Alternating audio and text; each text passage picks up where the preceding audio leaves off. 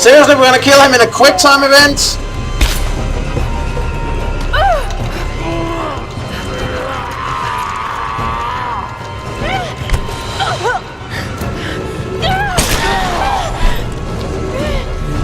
You know, game, a quick time event is not a substitute to a boss fight!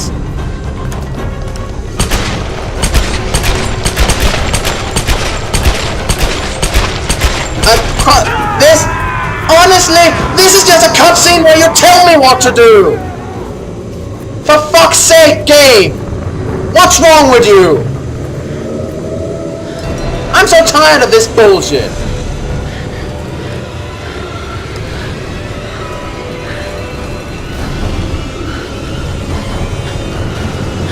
How long does this soul transfer thing take?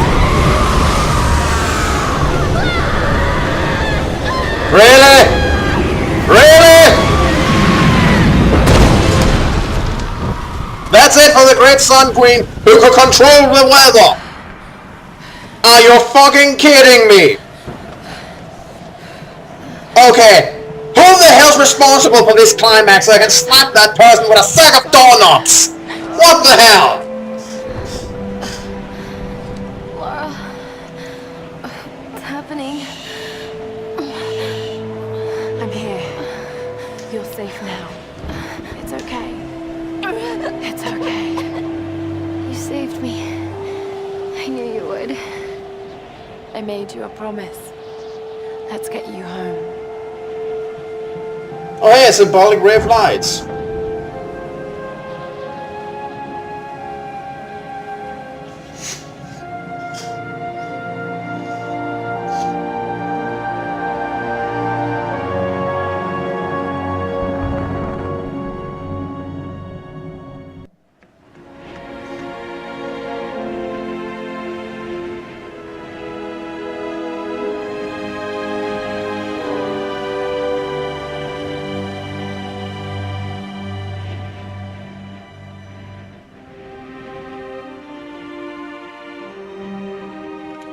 There's Laura!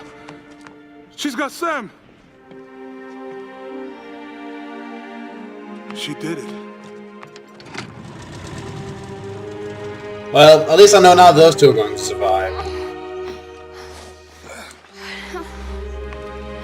I'm still not sure about Sam. Okay. Okay, I think it's good now. What happened up there? It's over. We can go now. That's not an answer, Laura. All right, let's get the hell out of here. Yep, just us, a boat, and a truckload of artifacts. That's gonna make us really famous. Now I just want to know, how the hell did Whitman's diary get ahead of So him? naive. For years, I resented my father, doubted him like the rest. You did? He was right about so much. I just wish I could tell him that now. There are so many mysteries that I once dismissed as mere stories, but the line between our myths and truth is fragile and blurry. Laura, it was you who said that myths is often based I on... must understand. I'm sorry, you were the one who said in the start of the game that myths are often based on true story. She resented her father. Where did that come from? That was like just shoved in. At the end there. Where did that come from? There's no indication up until now that she resented her father. Making me waffles before her ballet class. Need anything? Don't really know what happened to you on that island. Judging from those wounds and that look in your eyes, I'm guessing I don't want to know. Anyway, we'll be home soon.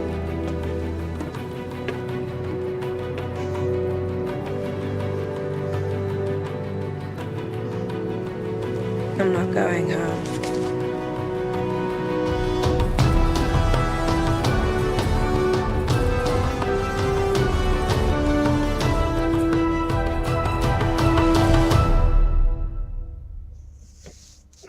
Okay. That was Tomb Raider. Okay. Let's start with the good.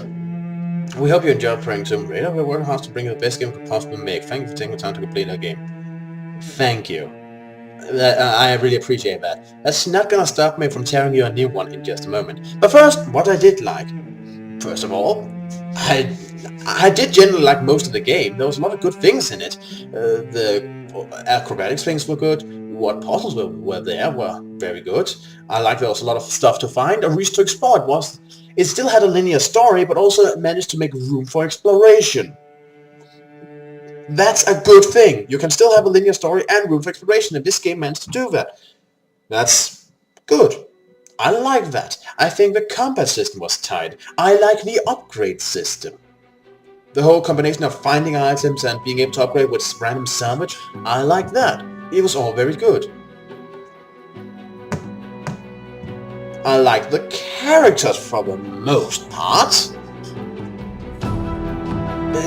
Well, most of all, the good characters and the villain. I actually like Matthias as a villain. You can see where he's coming from and what drove him to be crazy.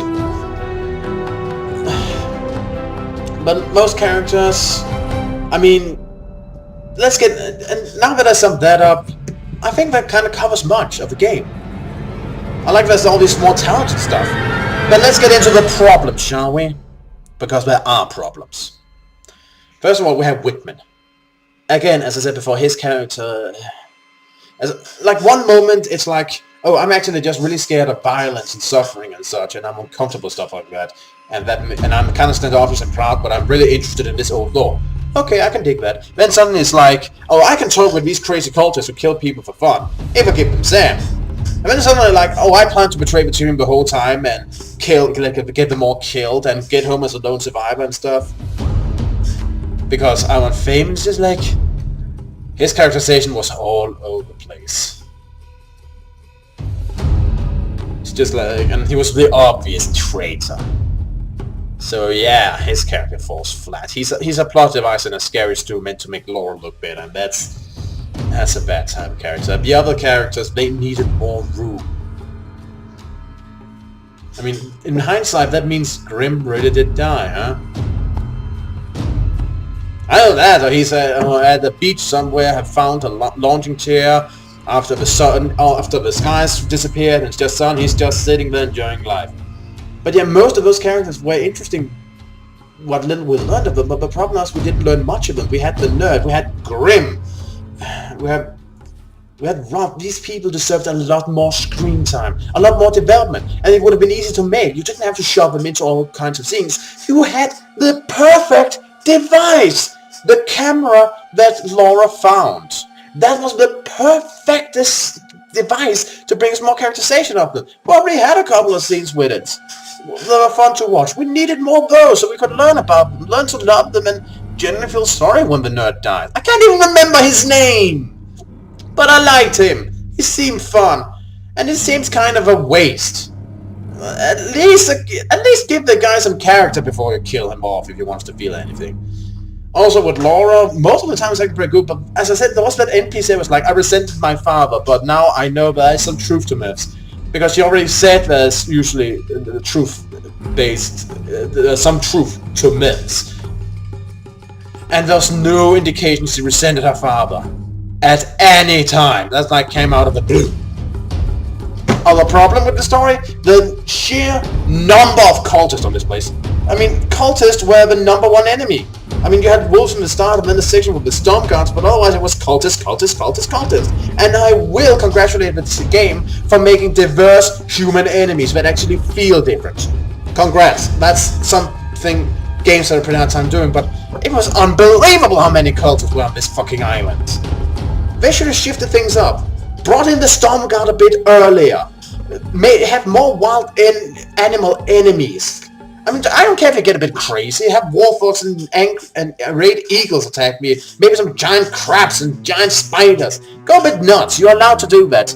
I mean, you already have an undead sun queen controlling a storm cloud over an island with immortal samurais guarding it. You can go a bit crazy. It's okay. Or maybe some undead creatures. I mean, you had corpses all over the place. Undead World War II Japanese soldiers. Banzai! That would have been great. Speaking of the combat system, there is another problem.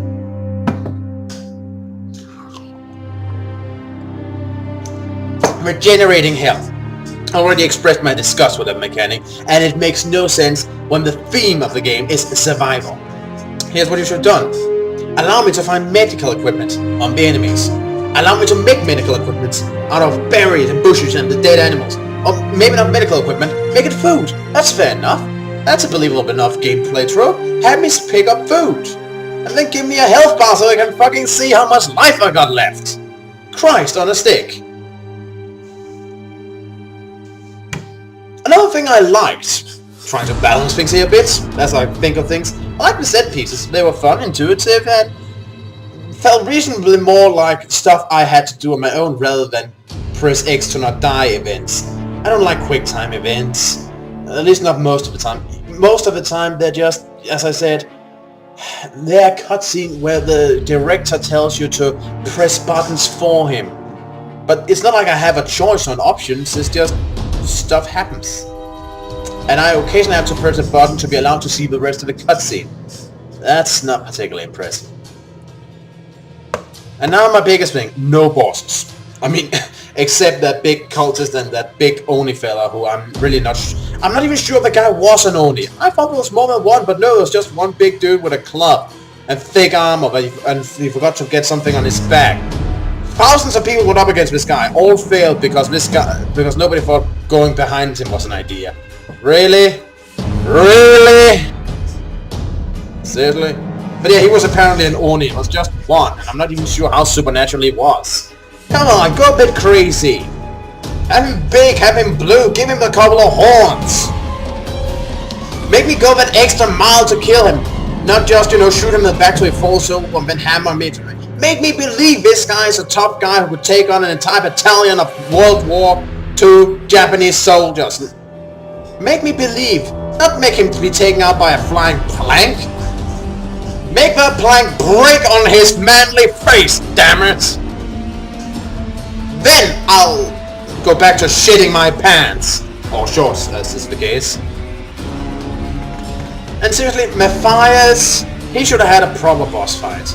And you know what? This could also help solve the problem with too many cultists. Instead of some of those big siege battles with tons of cultists coming out of all orifices, have a boss fight. A single cultist specialized in something. Have him be a bowmaster, a stealth master, something. Go Metal Gear Solid on that shit. It'd be more believable in the end. But at the end there, Matthias should have had his own boss fight. The only boss fight should have been better. Himiko should have been a boss fight. The undead queen of the island calling upon the power of the storms. The temple falling apart with you. Rage of the heaven against you. Flashes of lightning and explosions. Extreme winds. Flurry of snows that makes it hard to see. While this undead horror of a queen marches towards you slowly, planning to end your life for daring to interrupt her ceremony. Tell me that wouldn't be epic. Put on a soundtrack with an epic choir or something. Now that would be a final boss. Not just, oh, I'm gonna go up and stab you now. Do it. Honestly. So yeah, I'm kind of disappointed with the ending because seriously, that's not cool. And I don't get it. Why are people getting so afraid of boss fights? If you have a solid combat system, if you made a combat system this good here, if you have the skill to set up combat arenas with stuff like that, as we have proven throughout the game, why would you avoid boss fights? They are a hallmark of video game, and there's a reason for that. Do a proper boss fight, and your players will be talking about it forever. Think about it. Everybody's still talking about Ridley and Mother Brain. Everyone's still talking about Bowser. Everyone's still talking about Sephiroth and whatnot. There are plenty of epic boss battles that people still talk about to this day. Don't underestimate the power of a good showdown. And it allows your player to finish up the bastard. A proper boss fight with Matthias. That's what should have been. A proper battle to allow the player to take care of that bastard. That's what should have happened. And then allowing the player to go one-on-one with the Sun Queen. That's what should have happened. But I digress. It isn't what happened. It should have happened, but it isn't. And I'm kind of disappointed with the ending. But beside all that, I'm impressed with the game. And I hope they make a sequel, and I hope they fix my mistakes. So, yeah, this has been Eric Cobra, and this has been Let's Play Tomb Raider Blind. See you all around. I got an 84% completion rank. I consider that a great success.